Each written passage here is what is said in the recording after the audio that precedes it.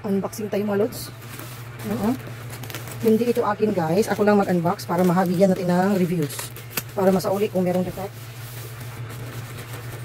Kailangan natin siyang i-check. Para matry.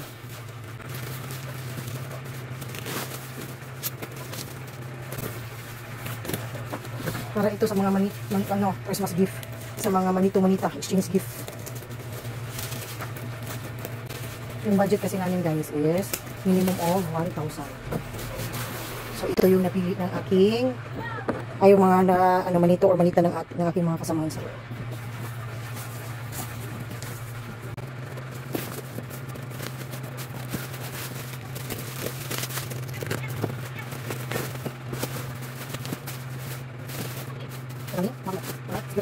Meron madaming bagay.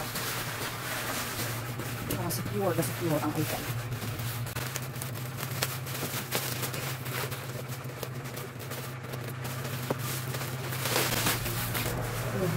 Ang ganda nito guys. Ang ganda, ang lalim. Ang lalim ito. Tipal, cook and clean. Wow guys, ang ganda. Non-stick ito guys, no?